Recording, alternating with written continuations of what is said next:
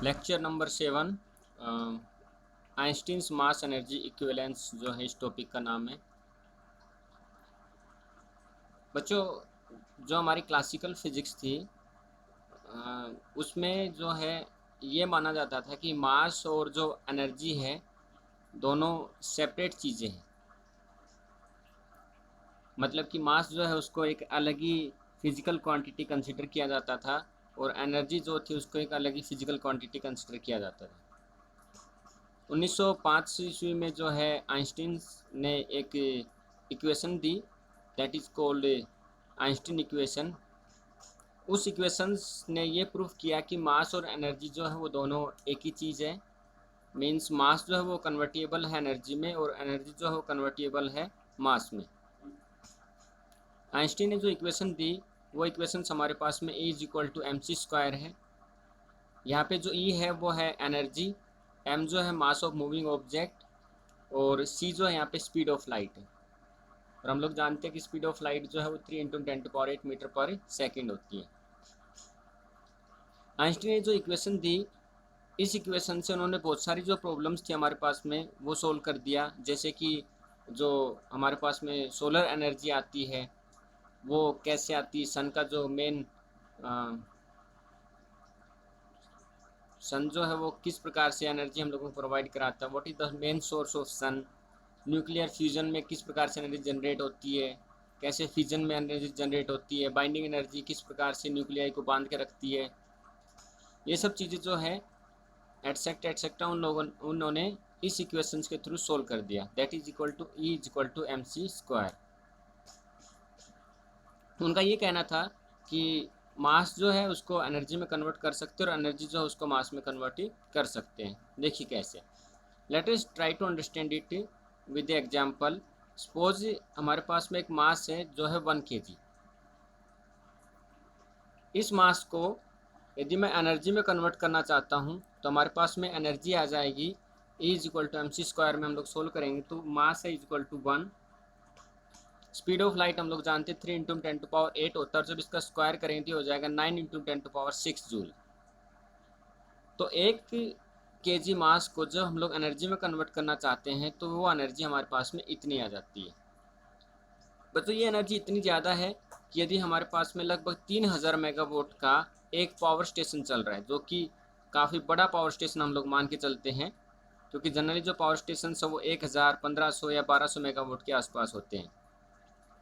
तो यहाँ पे जो एनर्जी हम लोगों को मिली 1 kg मास की 9 × 10⁶ जूल, ये इतनी ज़्यादा एनर्जी है कि लगभग 3000 मेगावाट का एक पावर जनरेशन पूरे साल चलता रहे तो वो इतनी एनर्जी प्रोड्यूस कर पाएगा, मतलब कि बहुत ही ज़्यादा है।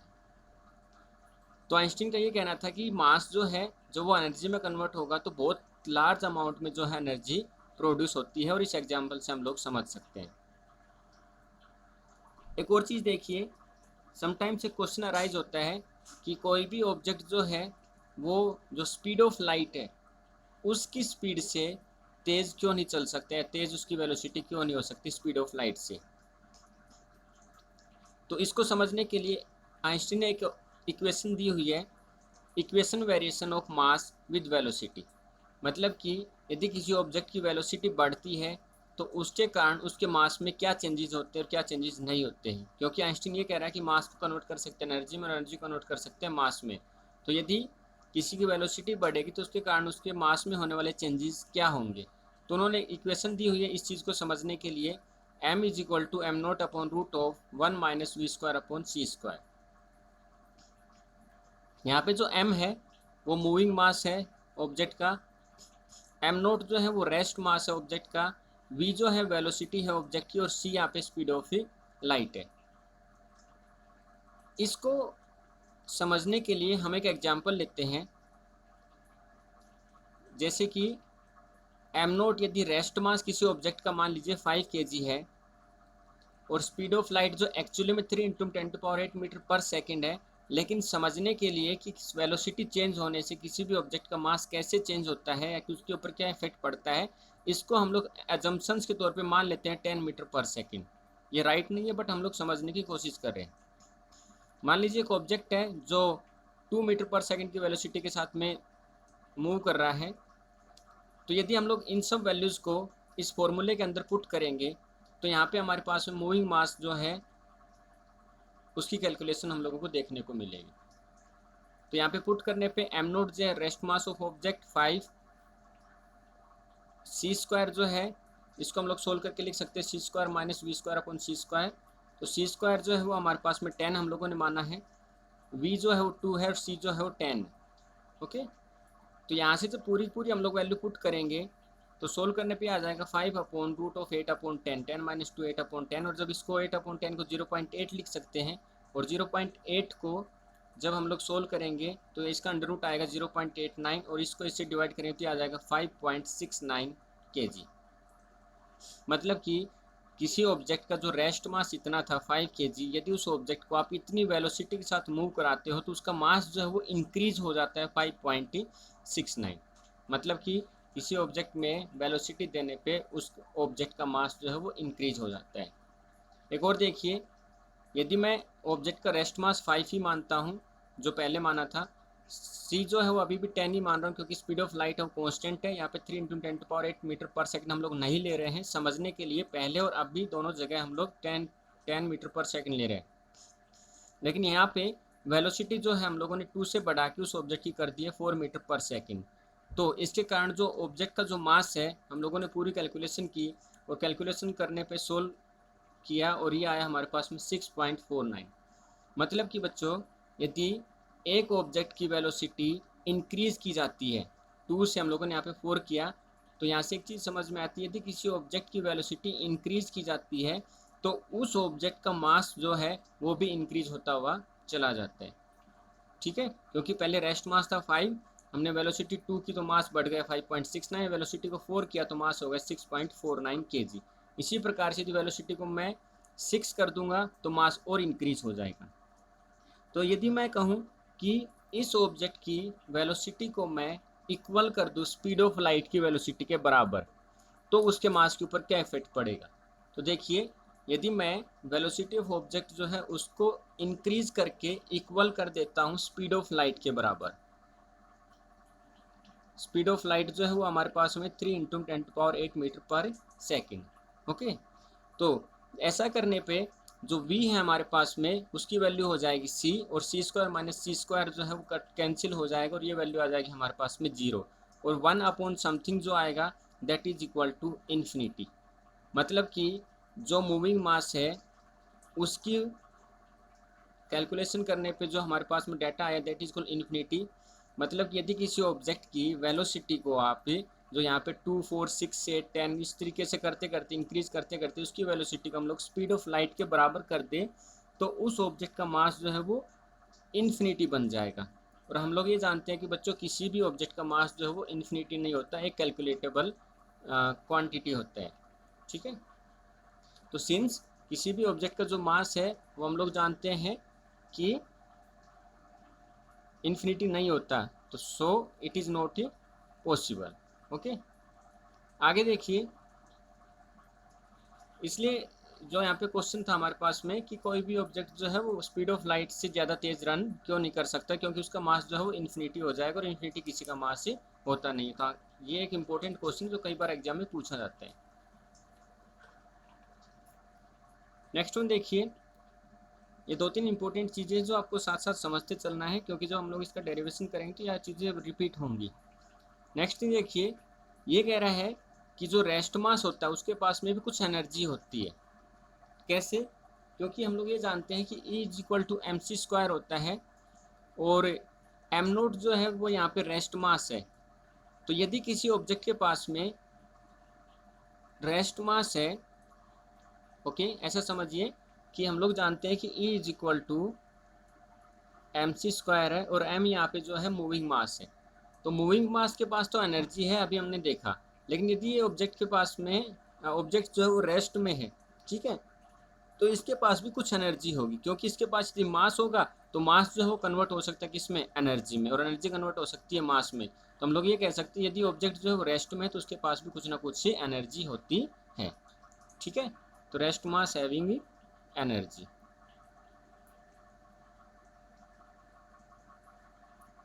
ओके, अभी जो है इसका प्रूफ देखते हैं। जो आइंस्टीन इक्वेशन दी है according to equation E is equal to होता है एम सी स्क्वायर, हम लोग डिस्कस कर चुके हैं। अभी E is equal to M C square का प्रूफ देखते हैं बच्चों। यहाँ पे ई जो है हमारे पास में वो है एनर्जी, एम जो है यहाँ पे मास ऑफ मूविंग ऑब्जेक्ट है, और सी जो हम लोग डिस्कस कर चुके हैं स्पीड ऑफ लाइट है। Late us consider a object whose mass is m and this object is moving with a velocity v. So a object having the mass moving with a velocity, तो हम लोग ये कह सकते हैं इस object के पास में लीनियर मोमेंटम है। तो सिंस लीनियर मोमेंटम होता है मास इंटू में वेलोसिटी, ओके, तो यदि लीनियर मोमेंटम हमारे पास में मास इंटू में वेलोसिटी है तो p इज इक्वल टू आ जाएगा एम वी। न्यूटन्स के हमारे पास में 3 लॉ हैं। सेकेंड लॉ हमारे पास में ये कहता है कि rate of change of linear momentum is directly proportional to the applied force. तो the rate of change of linear momentum is directly proportional to the applied force. तो यहाँ से यदि हम इसके ऊपर ऑब्जेक्ट के ऊपर लगने वाला जो फोर्स है, यदि उस फोर्स की वैल्यू मैं इंक्रीज कर दूं, मान लीजिए अभी मैंने इसके ऊपर 5 न्यूटन का फोर्स लगाया जिसकी वजह से इसकी कुछ वेलोसिटी है, यदि मैं 5 न्यूटन के फोर्स को बढ़ा के 10 न्यूटन का फोर्स कर देता हूँ तो मैं ये जानता हूँ कि इस ऑब्जेक्ट के ऊपर लगने वाली जो फोर्स इंक्रीज हो गया जिसके कारण इसकी वेलोसिटी है वो भी इंक्रीज हो जाएगी, और वेलोसिटी इंक्रीज हो जाएगी तो यही हमारा कौन कहता है, न्यूटन्स का सेकंड लॉ कहता है the rate of change of linear momentum is directly proportional to the applied force. Okay, तो change in velocity, change in force, change in velocity, change in linear momentum, तो F is directly proportional to the change in linear momentum of the object. Okay, तो यहाँ से हम लोगों ने निकाला D by D T P, यहाँ से पी की वैल्यू उठा के यहाँ पे पुट कर दीजिए, ये आ जाएगा हमारे पास में एम बी। तो यहाँ पे देखिए हम लोगों ने डिफरेंशिएशन पढ़ा हुआ बच्चों, उस डिफरेंशिएशन में हम लोगों ने एक रूल पढ़ा था that is equal to product rule. और प्रोडक्ट रूल ये कहता है कि जब हमारे पास में 2 फंक्शन है, उन दोनों फंक्शंस को सोल्व करने का जो तरीका था हमारे पास में वो था D by D T U और भी मैं 2 फंक्शन मान लेता हूँ। तो यहाँ पे आ जाएगा first function as it is, differentiation of second function as it is, differentiation of the first function. ये हम लोगों ने प्रोडक्ट रूल में पढ़ा था डिफरेंशिएशन के अंदर। उम्मीद आप लोगों ने डिफरेंशिएशन वाला लेक्चर देखा होगा। जब हम लोग इसी को फर्स्ट फंक्शन m को मान लेते हैं, सेकंड फंक्शन जो है v को मान लेते हैं और सोल्व करेंगे तो first function as it is differentiation of the second function plus second function as it is differentiation of the first function. Okay, अंदर मल्टीप्लाई कर दीजिए तो यह आ जाएगा हमारे पास में f is equal to m dv by D T, M D V by D T plus का v D M by D T. Okay, ये हम लोगों ने यहाँ पे फर्स्ट फंक्शन जो है m को माना, सेकंड फंक्शन v को माना, प्रोडक्ट रूल जो है हम लोगों ने यहाँ पे लगाया है। ओके, अभी मान लीजिए ये जो ऑब्जेक्ट है ये मूव कर रहा है क्योंकि हम लोगों ने इस ऑब्जेक्ट के ऊपर फोर्स लगाया हुआ है जिसकी वजह से इस ऑब्जेक्ट के पास में कुछ वेलोसिटी है। तो यदि ये ऑब्जेक्ट मूव कर रहा है और यदि हम लोग फोर्स लगा तो हम लोग ये कह सकते हैं कि एक स्मॉल इंटरवल ऑफ टाइम के दौरान ऑब्जेक्ट ने जो है इस पोजीशन से लेके इस पोजीशन तक मूवमेंट किया, मतलब एक स्मॉल इंटरवल ऑफ टाइम के दौरान ऑब्जेक्ट ने इतना डिस्प्लेसमेंट किया है। तो यदि इतना डिस्प्लेसमेंट किया तो फोर्स है हमारे पास में जिसकी वजह से इसने डिस्प्लेसमेंट किया है, तो what we can say that we done some work done. So since this is a small displacement, so we done some work done. So if the object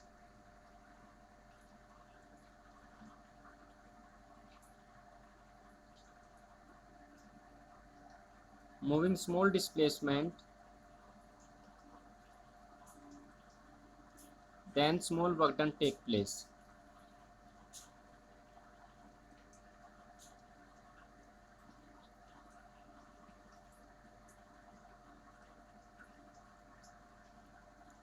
तो small work done that is equal to D W.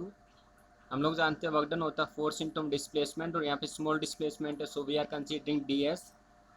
F की value जो हम लोग यहाँ से उठा के put कर देंगे तो ये आ जाएगा M D V by D T plus का V D M by D T into में डी एस। डी एस का अंदर मल्टीप्लाई करते हैं तो ये आ जाएगा हमारे पास में M D V by D T into में डी एस प्लस का V D M by D T into में डी एस। ओके, यहाँ से देखिए बच्चों, ये जो स्मॉल वर्क डन हुआ है हमारे पास में, तो पहले ऑब्जेक्ट यहाँ था, ऑब्जेक्ट ने इतना डिस्प्लेसमेंट किया, और इतना डिस्प्लेसमेंट किया क्योंकि हम लोगों ने उसके ऊपर फोर्स लगाया हुआ है। ठीक है, तो यदि हम लोग किसी भी ऑब्जेक्ट के ऊपर फोर्स लगाएंगे तो उसमें ऑब्जेक्ट में डिस्प्लेसमेंट होगा, और फोर्स इंटू डिस्प्लेसमेंट जो वर्क डन होगा, और वो वर्क डन ही क्या करेगा, उसकी काइनेटिक एनर्जी को चेंज करेगा। मतलब कि if we apply a force on a object then object will starts motion and will cover some displacement. So this displacement is in the form of the kinetic energy. So this work done can be write down in the small change of kinetic energy. तो since dk is equal to आ जाएगा हमारे पास में change in displacement with respect to time, ये कहलाता है velocity. तो ये आ जाएगा हमारे पास में एम वी डी वी। यहाँ से small change in displacement with respect to time हमारे पास में आ जाएगा वेलोसिटी, तो वी इंटू में वी हो जाएगा वी स्क्वायर, और ये आ जाएगा हमारे पास में V square D M. Let us consider equation number first. अभी हम लोगों ने बच्चों की इक्वेशन पढ़ी थी थोड़ी देर पहले, variation of mass with velocity, कि यदि किसी ऑब्जेक्ट की वेलोसिटी हम लोग इंक्रीज करते हैं तो उस ऑब्जेक्ट का जो मास है वो भी इंक्रीज होता हुआ चला जाता है। थोड़ी देर पहले हम लोगों ने इसको देखा था। तो इक्वेशन जो थी हमारे पास में variation of mass with velocity वो थी m is equal to M not upon root of 1 minus का V square upon C square. इसको सोल्व करते हैं तो दोनों तरफ स्क्वायर कर लेते हैं, स्क्वायरिंग बोथ साइड। तो जब इसको सोल्व करें दिया आ जाएगा M square upon M naught का स्क्वायर अपॉन 1 माइनस का V square upon C square. Further solve करेंगे इसको तो ये आ जाएगा M square is equal to M naught का square upon C square minus का वी स्क्वायर, और ये जो सी स्क्वायर ये ऊपर चला जाएगा हमारे पास में, ये हमारे पास में ऐसा आ जाएगा। क्रॉस मल्टीप्लाई कर देते हैं यहाँ से, तो क्रॉस मल्टीप्लाई करने पे हमारे पास में रिजल्ट आ जाएगा M square C square minus M square V square is equal to M square C square. ठीक है, ये आ जाएगा M square C square minus का M square V square is equal to M naught square C square. Okay, ठीक है बच्चों, ये यहाँ पे देखिए ये हमारे पास में इक्वेशन आई है M square C square minus M square V square is equal to M naught square C square. इसका मतलब ये है कि यहाँ पे एम नोट जो है वो रेस्ट मास है, और जो सी है वो स्पीड ऑफ लाइट है। तो हम लोग ये जानते हैं कि आज एक टेबल है जो कि रेस्ट में है, हम लोगों ने उस टेबल का मास मेजरमेंट किया। मान लीजिए उस टेबल का मास मेजरमेंट करने पे आया एक्स।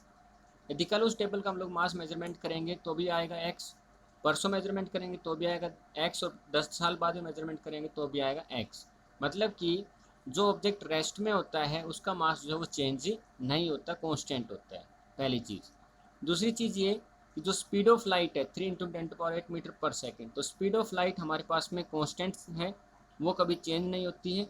तो इसलिए यहाँ पे रेस्ट मास और स्पीड ऑफ लाइट है, दोनों ही चीज़ें चेंज नहीं होती है। इसलिए हम लोग ये कह सकते हैं कि दोनों ही क्वांटिटी हमारे पास में कांस्टेंट क्वांटिटी है।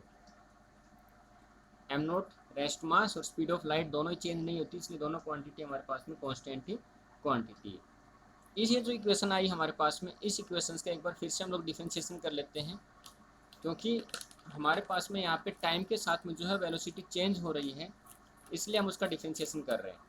तो on taking again differentiation of last equation, तो यहाँ से हम लोगों को मिल जाएगी लास्ट इक्वेशन थी हमारे पास में M square C square minus का M square V square is equal to M naught का स्क्वायर सी स्क्वायर, और ये क्वांटिटी थी हमारे पास में कांस्टेंट। इसका डिफरेंशिएशन करेंगे हम, तो अगेन डिफरेंशिएशन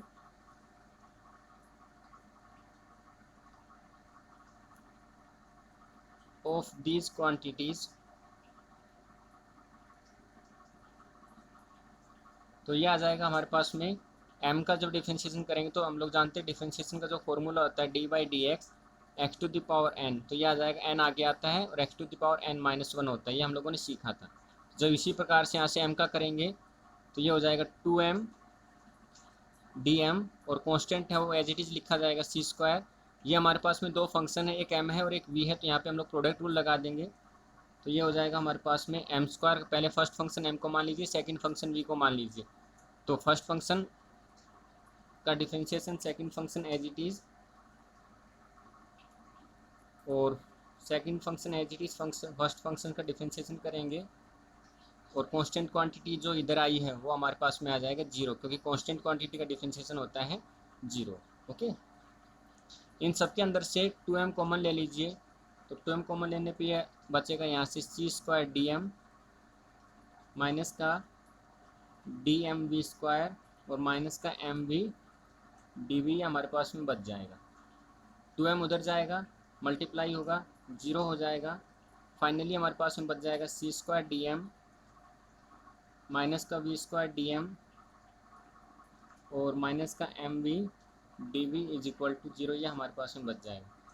जो यहाँ पे कांस्टेंट क्वांटिटी है माइनस वाली उनको उधर लेके जाइए, तो ये आ जाएगा सी स्क्वायर डी एम, क्योंकि ये चीज़ें माइनस की तो माइनस को उधर लेके जाएंगे, तो ये आ जाएगा V square D M plus का एम वी डी वी। इसको हम लोग नाम दे देते हैं इक्वेशन नंबर सेकंड। ठीक है बच्चों, हम लोगों ने पिछले थोड़ी देर पहले पिछले पेज पे एक इक्वेशन निकाली थी, आप लोग देखिएगा वीडियो को पीछे करके। इक्वेशन फर्स्ट जो है उसमें हमारे पास में ये जो वैल्यू आई है V square D M plus M V D V, ये वैल्यू आई हमारे पास में डी के की। ओके, तो जब उसकी जगह हम लोग ये पुट करेंगे तो ये आ जाएगा डी के इज इक्वल टू आ जाएगा सी स्क्वायर डी एम, क्योंकि यहाँ पे हम लोग लिमिट पुट करने वाले हैं। देखिए ये हमारे पास में सिचुएशन थी कि एक ऑब्जेक्ट था जिसका मास m था और वो ऑब्जेक्ट जो है v नाम की वेलोसिटी के साथ ट्रेवल कर रहा था, और इस तरीके से ऑब्जेक्ट ने जो है एक स्मॉल डिस्प्लेसमेंट जो है वो ट्रेवल किया था। ये हमारे ने पीछे एक डायग्राम बनाया। तो यहाँ पे जो डी है उसको मैं लिख सकता हूँ 0 to k। इसका मतलब ये हुआ कि बच्चों जब ऑब्जेक्ट यहाँ पे था उस टाइम पे इस ऑब्जेक्ट की जो वेलोसिटी थी वो हमारे पास में 0 थी, और जब ऑब्जेक्ट यहाँ पे है तो उस टाइम पे वेलोसिटी जो है यहाँ पे मैक्सिमम हो जाएगी। तो मतलब कि ऑब्जेक्ट की यहाँ पे जो काइनेटिक एनर्जी 0 है और काइनेटिक एनर्जी मैक्सिमम हुई होगी 0 से लेके इस पॉइंट तक। तो सडनली 0 से लेके मैक्सिमम तो हुई नहीं होगी, उसने 0 से 1 हुई होगी, 1 से 2, 2 से 3, 3 से 4, इस तरीके से इंक्रीज होते होते एक पॉइंट तक काइनेटिक एनर्जी उसकी मैक्सिमम हुई होगी। तो मैं क्या कर रहा हूँ, जो काइनेटिक एनर्जी 0 से लेके मैक्सिमम तक हुई है उन सब काइनेटिक एनर्जी का मैं एडिशन कर देता हूँ। 0 से शुरू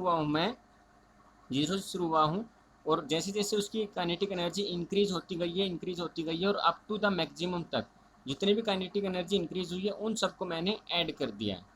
ठीक है, तो ऐड कर दिया तो मैंने क्या किया, इंटीग्रेशन करना है, मतलब ऐड करना मतलब इंटीग्रेशन करना। और ये कहाँ से कहाँ तक ऐड करना है, तो ये मिनिमम से लेके मैक्सिमम तक ही ऐड करना है। ओके, उसी प्रकार से जो हमारे पास में m है दैट इज कॉल्ड मूविंग मास। तो जब ऑब्जेक्ट रेस्ट में था तो उस टाइम पे ऑब्जेक्ट का मास था m नोट, मतलब रेस्ट मास ऑफ ऑब्जेक्ट। और जब ऑब्जेक्ट यहाँ पे पहुँचा है तो मतलब ऑब्जेक्ट के पास में कुछ वेलोसिटी है, मतलब अभी वो जो रेस्ट मास का ऑब्जेक्ट था वो बन गया है मूविंग मास का ऑब्जेक्ट। तो अभी यहाँ पे रेस्ट मास के ऑब्जेक्ट से बना दिया मैंने उसको मूविंग मास का ऑब्जेक्ट। ओके, तो इनिशियल टू फाइनल, और ये डी एम जो है हमारे पास में small change in mass of object जो है। सोल्व करते हैं इसको, डी के का हो जाएगा हमारे पास में के, यह आएगा 0 to k, यह आएगा सी स्क्वायर, डी एम का हो जाएगा m और यह आएगा m naught upon m।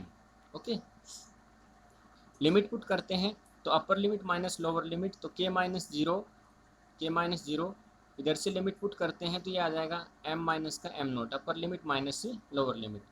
Further solve करने पे आ जाएगा k is equal to C square m minus का c square m naught. Okay बच्चों, थोड़ी देर पहले हमने एक चीज़ पढ़ी थी कि यदि कोई ऑब्जेक्ट है वो रेस्ट में है तो रेस्ट ऑब्जेक्ट के पास भी कुछ ना कुछ एनर्जी होती है, क्योंकि उसके पास कोई मास होता है, और हम लोग जानते हैं मास ही किस में कन्वर्ट होता है, एनर्जी में।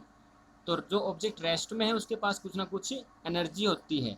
तो यदि यहाँ पे ऑब्जेक्ट जब रेस्ट में था तो इस ऑब्जेक्ट का मास था एम नोट, क्योंकि जब ऑब्जेक्ट रेस्ट में था, और इसके पास जब रेस्ट में था तब भी कुछ ना कुछ एनर्जी रही होगी, तो हम लोग वो एनर्जी कंसिडर कर लेते हैं। तो rest mass having some energy, so rest mass energy जो है हमारे पास में आ जाएगी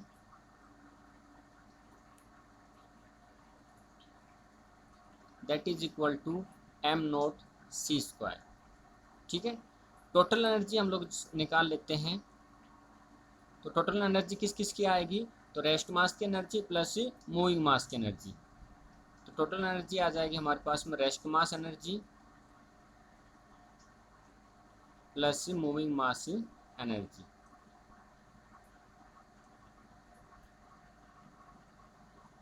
तो E इज इक्वल टू आएगा हमारे पास में टोटल एनर्जी।